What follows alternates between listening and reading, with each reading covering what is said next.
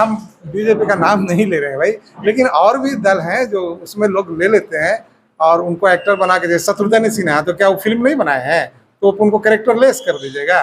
निरहुआ जी हैं, मनोज तिवारी हैं, तो ऐसे ऐसे बहुत से एक्टर हैं जो मैंने काफ़ी किए हैं, उसके बाद भी उनको टिकट मिला और चुनाव जीतते हैं। तो क्या जनता पागल है जो उन्हें जिता देती है? देखिए, मूर्ति चोरी की जो बात कर रहे हैं, हमारे ऊपर भी मदरसा भी चोरी का आरोप लगा था, तो क्या सिद्ध हो गया? मैं निर्दोष होकर बैठा।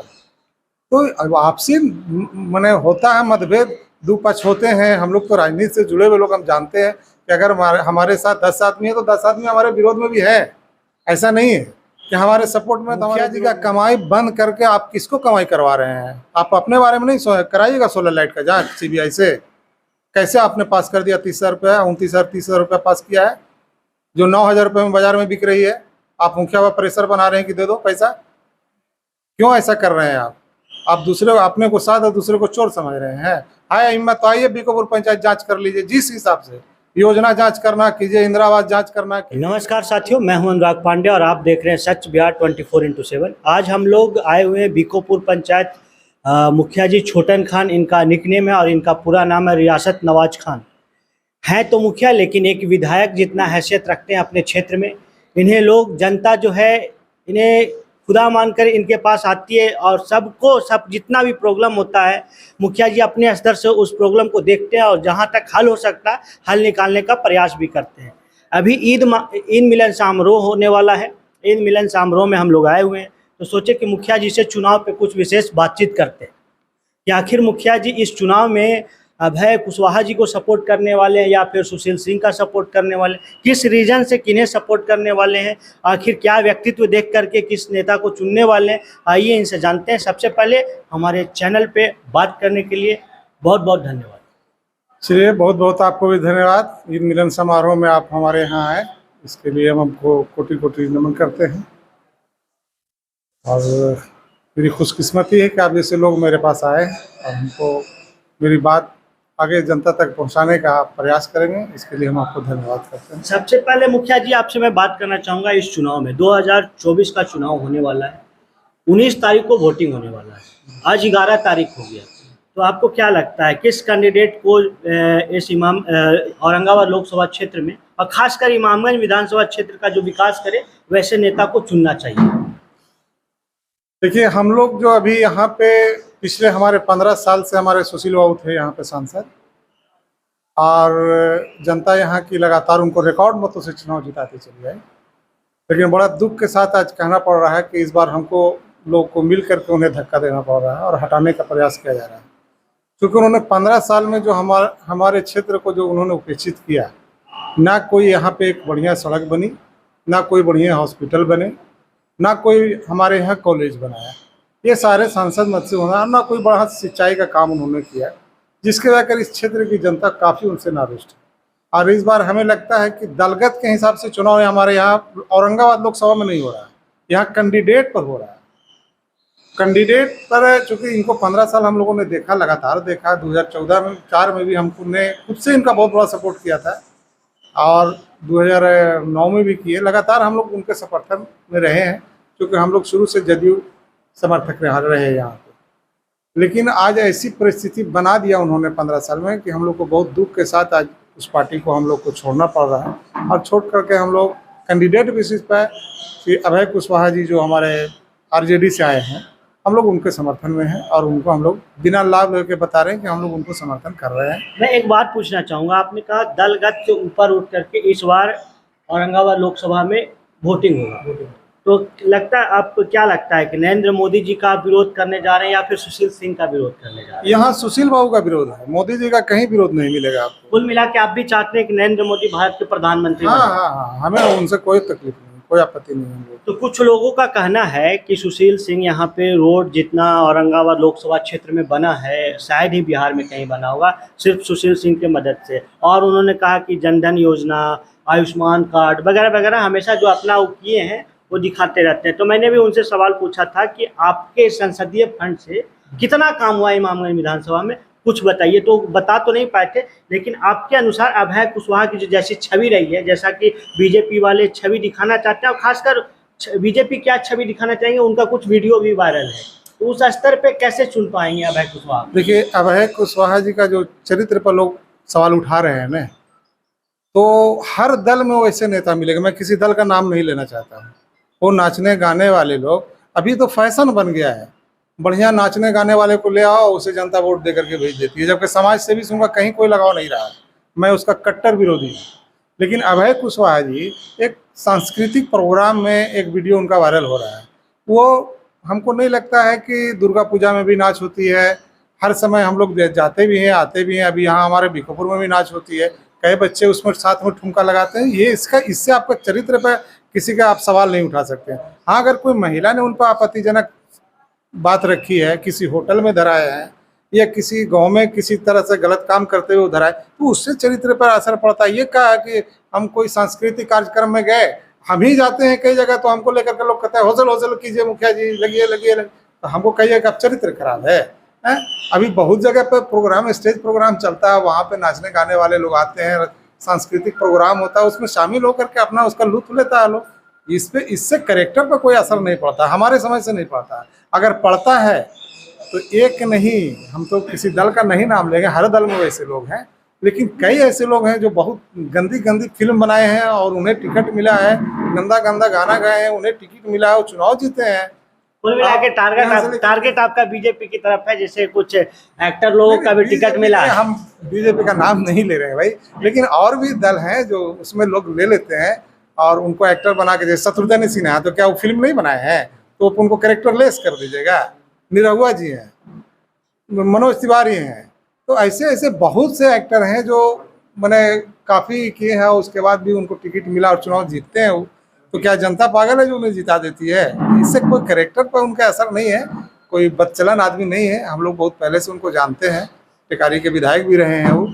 और ये तो विपक्ष का एक मुद्दा अपना अपना होता है कि कुछ नहीं मिल रहा तो बस ये वाला मुद्दा छोड़ दो। अरे भाई, अगर उसका विकास के नाम पर बात करो कि हाँ विकास कैसा हुआ। कैरेक्टर पे उंगली उठाने पे एक और सुशील सिंह की तरफ से आरोप लगाया गया था, उनके कार्यकर्ताओं की तरफ से आरोप लगाया गया था कि डेल्हा थाना क्षेत्र में कोई मूर्ति चोरी का आरोप, जो अभी भी केस चल रहा है उनके ऊपर, तो इस पे आपका क्या कहना होगा कि जब मूर्ति चोरी का आरोप लगा हुआ, वैसे कैंडिडेट को कैसे इमामगंज के लोग चुने, कैसे वोट दें?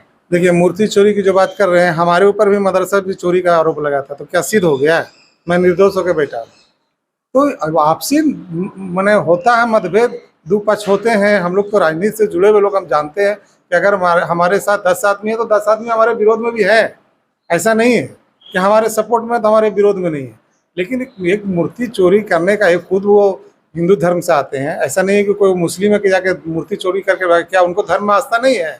हमको भी अपने धर्म पर आस्था, आपको भी अपने धर्म पर आस्था है, सबको है। लेकिन ये कुछ लोग ऐसे हैं जो हर जगह विपक्ष होते हैं और विपक्ष होकर के वो नाम दे देते हैं कि इनका भी नाम दे दो कि मूर्ति चोरी में थे। अभय कुशवाहा की एक अच्छी पर्सनालिटी रही है और वो बेचारे मूर्ति चोरी बताइए, ये सब कितना छोटा छोटा बात, ये सब नहीं करना चाहिए। राजनीति में इतनी ओछी राजनीति नहीं होनी चाहिए।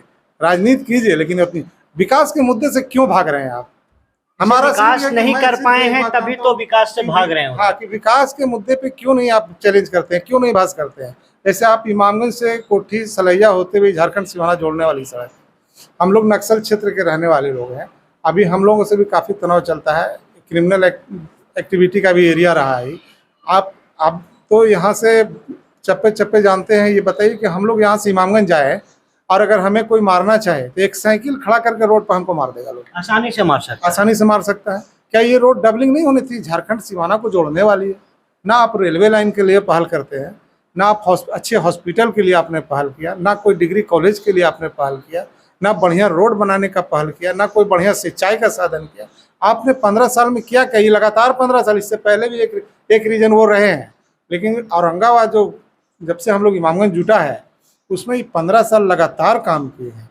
और इनके पास खुद के गडकरी जी बहुत अच्छा, उनके काफ़ी फॉलोवर हैं उनके गडकरी जी के, और वो अच्छा काम किए उन्होंने। तो क्या आप उनके पास जाते, बैठते, बात करते, समझाते, अपने क्षेत्र में कभी उनका प्रोग्राम ले लेते? एक भी बड़े मंत्री का, एक भी बड़े नेता का वो प्रोग्राम क्षेत्र में नहीं लेते हैं कि शायद मेरी पोल खुल जाएगी, हमें टिकट कट जाएगा। वो कैसे? तो अभी सौभाग्य से मोदी जी का प्रोग्राम औरंगाबाद में कुछ दिन पहले हो गया, जो चुनाव के समय ही सट गया हुआ। लेकिन मामला ये यहाँ पे कैंडिडेट विरोध है, पार्टी विरोध नहीं है। औरंगाबाद लोकसभा में सिर्फ और सिर्फ सुशील बाबू से लोगों को दिक्कत है। चूँकि वो बड़े शान से कहते हैं मैं तो भोज में आता हूँ, सिर्फ भोज खाने के लिए हम लोग सांसद बनाते हैं क्या? आरजेडी के कुछ कार्यकर्ता भी बता रहे थे कि जो उनसे बात कर रहा था, मैं गांधी मैदान में एक डिबेट शो बनाया था, तो उसमें कुछ लोग ऑफ कैमरा बता रहे थे कि किसी का मौत हो गया तो सुशील सिंह आएंगे, हाँ फोटो खिंचवाएंगे हाँ और चंदा के नाम पे हो सकता है 500,000 रुपया भी दे दें, हाँ। इससे ज़्यादा देंगे नहीं और चले जाएंगे। और खासकर वो तभी आते हैं जब कोई एक जाति विशेष का हो तब। ये आरजेडी के ही समर्थक लोग बता रहे थे। तो फिर हम इस सवाल उनसे ही पूछे तो बताने लगे कि लिस्ट मेरे पास है, हम कहाँ कहाँ गए हैं। तो इसमें कितनी सच्चाई लगती है आपको? देखिए हम तो उनका जनरली प्रोग्राम तो बताएं कि कभी उन्होंने कार्यकर्ता बैठक नहीं रखा, ब्लॉक वाइज ब्लॉक भी रख लेते हैं। हम लोग जनप्रतिनिधि आते हैं, मुखिया है, छोटा पद है हम लोग का, कोई ऊपर में हम लोग के सुनने वाले नहीं है। मुखिया का क्या स्थिति बना दिया सरकार वो तो आप जान रहे हैं।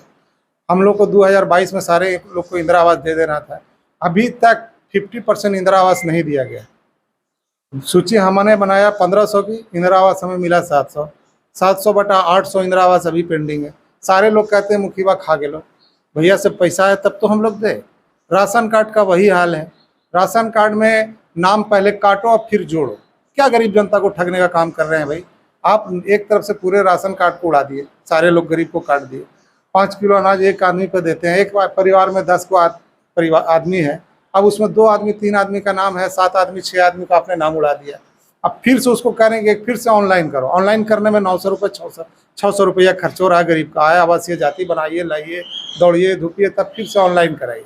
ऑनलाइन कोई फ्री में तो नहीं करता है। राशन कार्ड के ऊपर मैं आपको बता दूं कि 2-2 साल का पेंडिंग मैंने देखा है, जहां पे राशन कार्ड के लिए दौड़ रहे हैं जी, दौड़ रहे हैं। लेकिन बन नहीं रहा। तो ये सब चीज़ अगर ये सांसद महोदय हम लोग के साथ बैठक करते तो हम लोग के पास हम लोग समस्या रखते, वो समस्या कभी सुनने का नाम नहीं लिया उन्होंने कि हाँ आप लोग किस समस्या से कैसे जूझ रहे।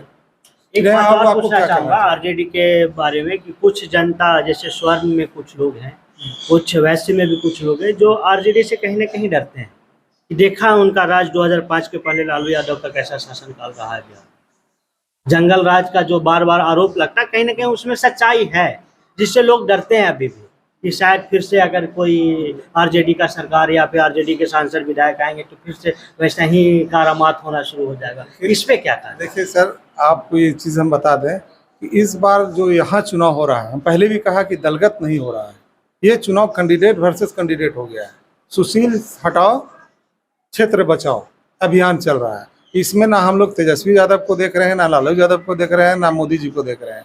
हम लोग सिर्फ अपने क्षेत्र में विकास जो उन्होंने नहीं किया 15 साल, वैसे लोग को सबक सिखाने के लिए जनता यहाँ सोची है।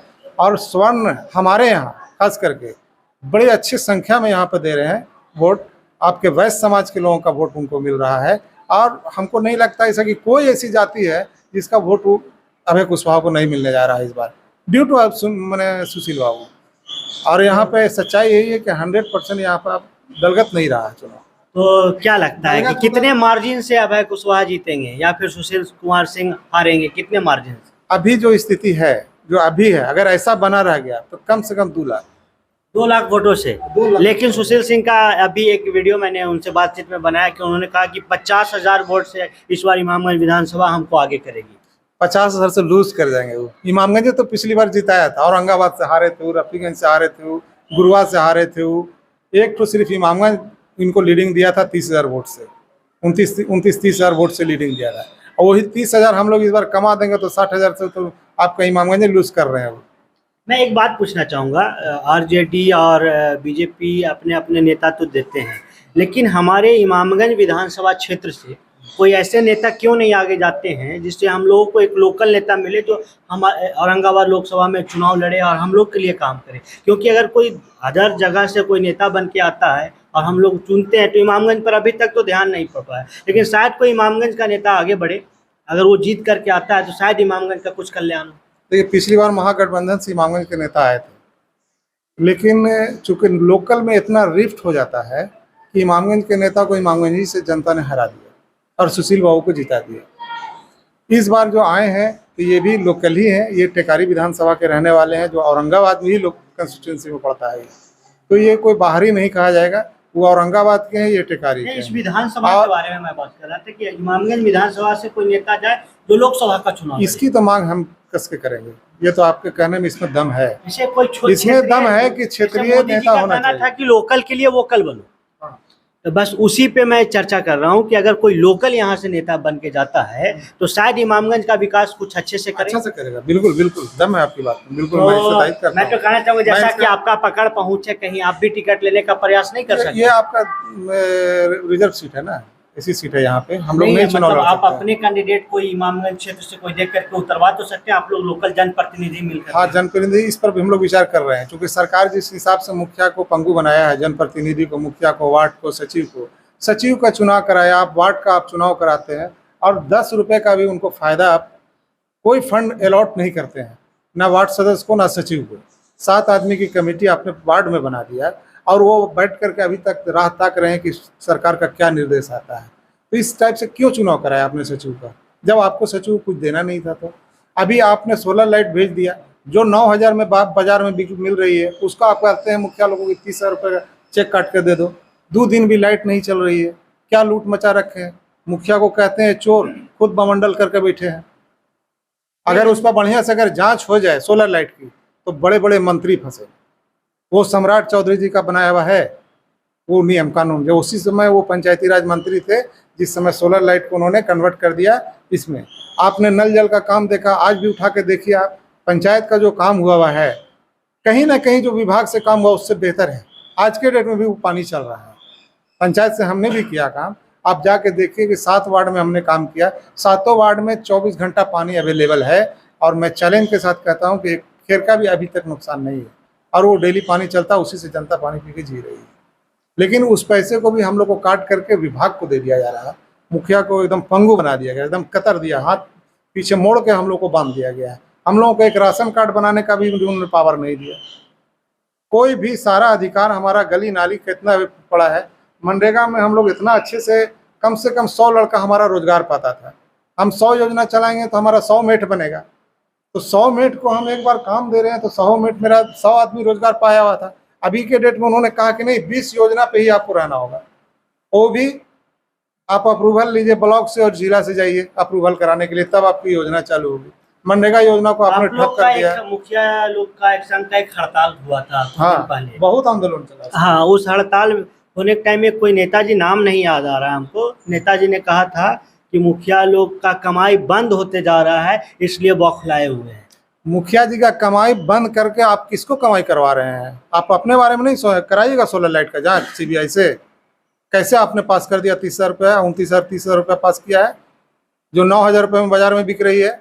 आप मुखिया पर प्रेशर बना रहे हैं कि दे दो पैसा। क्यों ऐसा कर रहे हैं आप दूसरे अपने को साथ और दूसरे को चोर समझ रहे हैं। हाय हिम्मत तो आइए, बीकोपुर पंचायत जांच कर लीजिए, जिस हिसाब से योजना जांच करना कीजिए, इंदिरा आवास जांच करना कीजिए, जिस चीज में जांच करना आगे कर लीजिए। हम एक एक चीज का 12 बजे दिन 12 बजे रात में हिसाब देने के लिए तैयार हैं। आ जाइए मेरे पंचायत में आप। अंत में मैं आपसे एक संदेश चाहूँगा जनता के लिए, इस बीकोपुर पंचायत की जनता या फिर पूरे इमामगंज की जनता, और खासकर सच बिहार 24x7 के जो भी जन व्यूअर हैं, उनके लिए क्या संदेश होगा कि इस चुनाव में कैसे कैंडिडेट देख करके वोट दें? मैं तो सिर्फ यही चाहूंगा कि इस बार विकास के मुद्दे पर ही वोट दें, ताकि ये भी जो कैंडिडेट जो अभी चुनाव जीते हैं वो भी आपसे डरे कि अगर हम विकास नहीं किया तो मुझे मेरा भी वही हाल होगा जो 15 साल वाले का किया गया था। उनसे बुरा गत करके इनको भी भेजेंगे हम लोग अगले चुनाव में। हम लोग आज भी, वो शायद इधर दौरा है उनका, अगर मुलाकात हमसे हुई तो मैं तो उनको बता दूंगा कि इस बार आपको चुनाव हम लोग वोटिंग कर रहे हैं सिर्फ विकास के नाम पे, ना कि हम लोग दलगत के हिसाब से या कोई जात के हिसाब से हम लोग वोटिंग नहीं करने जा रहे हैं। बहुत से लोग बहुत तरह की बात करते रहते हैं, लेकिन हम लोग उससे कोई मतलब नहीं। हम लोग सिर्फ एक मुद्दा पकड़े हैं विकास का, और विकास के मुद्दे पे यहाँ वोटिंग होने जा रही है इस बार। और मैं जनता से ही कहूँगा कि वो विकास के नाम पे ही वोटिंग करें। अगर आपके क्षेत्र में कहता हूँ सलैया है, मझौली है, बिराज है, बीकोपुर है, लाहौर है, 5-15 साल में वो एक ठो बोर्ड अपना दिखा दें, अपने फंड का भी दिखा दें। 5 करोड़ रुपया उनको मिलता है सालाना, 75 करोड़ रुपया होता है। क्या 75 करोड़ में हमारे पंचायत में आपको 10-20 लाख भी नहीं था जो आप उसको दे दें, मेरे पंचायत में कोई विकास आप करें? तो आखिर पैसा कहाँ गया होगा? ये तो वो बताएंगे ना, इसका हिसाब तो वो देंगे। जनता मांग रही है हिसाब। मेरे पंचायत में अपना एक बोर्ड दिखा दो कि यहाँ सांसद निधि से यह काम हुआ है। हम इतना पंचायत, 4-5 पंचायत यहाँ पर लोकल घूमते रहते हैं, देखते रहते हैं, एक भी काम उनका नजर नहीं आएगा। पता ना फंड भी कहाँ लेकर डालते हैं लोग। भाई एक तो कम से कम नाली बना देते, एक तो गली बना देते, अकेले हम लोग का हालत खराब हो रहा है, काम घिसते घिसते कैसे करेगा आदमी काम। जब तक सांसद हैं, विधायक हैं, एक काम सांसद करें, एक विधायक करें, एक MP करें, ये सांसद करें, विधायक करें, जिला परिषद करें, समिति करें, मुखिया करें, 5 पद ऐसा है जो काम डायरेक्ट कर सकता है। तो हर आदमी अगर करे तो विकास की कमी हो पंचायत में, कोई भी गली नाली कोई भी नहीं छूटेगी, सारा विकास का काम हो जाएगा। ना आप स्वास्थ्य केंद्र पर ध्यान है, एक दिन भी आप हॉस्पिटल नहीं विजिट किए, एक दिन आप एक स्कूल विजिट नहीं कर रहे हैं, आप प्रखंड स्तरीय कोई बैठक नहीं कर रहे हैं। हम लोग समस्या रखें तो किससे रखें? मेरी समस्या तो माध्यम आप ही हैं पहुंचाने के लिए। सांसद महोदय ही दिल्ली हमारी बात को रख सकते हैं। मुखिया का बुरा गत हो रहा है, वार्ड का बुरा है, सचिव का बुरा हाल है, समिति का बुरा हाल है, जिला परिषद का बुरा हाल है, किसी की आवाज़ ऊपर नहीं पहुंचाई जा रही है। क्योंकि उच्च सदन के मालिक आप हैं तो आपको वहाँ बात हम लोग की भी पहुँचानी चाहिए थी। एक बार भी उन्होंने पंचायत प्रतिनिधियों के लिए भी कोई बात नहीं उठाया। चलिए अब वीडियो को अंत करते हैं। और जैसा कि आपने मुखिया जी को सुना कि मुखिया जी आखिर विकास के नाम पे क्यों वोट देने जा रहे हैं और किस लिए समर्थन देने जा रहे हैं। आप लोग भी जब वोट देने जाइएगा, वोट देने जरूर जाइएगा, क्योंकि वह आपका हक है। वोट देने जाइए तो सबसे पहले जो भी कैंडिडेट को चुने, या फिर RJD हो, कांग्रेस हो, या फिर आपके हो, या फिर BJP के हो, जिस कैंडिडेट को चुनिएगा उसका व्यक्तित्व देखिएगा, आखिर वो कैसा काम करने वाला है, आपके क्षेत्र के लिए क्या काम कर पाएगा, आपके आने वाली पीढ़ी के लिए क्या दे पाएगा, जिससे आपकी आने वाली पीढ़ी अच्छा पढ़ाई कर सके, अच्छा स्वास्थ्य का लाभ मिल सके, अच्छा रोड का उन्हें लाभ मिल सके। ऐसे कैंडिडेट को चुनिएगा जो आपके समाज को, आपके विधानसभा क्षेत्र को, आपके लोकसभा क्षेत्र को विकास के ओर अग्रसर कर सके। आप देख रहे थे सच बिहार 24x7। मैं हूं अनुराग पांडे और हमारे साथ थे छोटन खान। चलिए बहुत बहुत धन्यवाद आपका भी सर, आप आए, और अपने आपके दर्शकों को भी मेरी ओर से बहुत बहुत धन्यवाद। मैं फिर से एक बार अपील करूंगा कि इस बार वोटिंग विकास के नाम पे। धन्यवाद।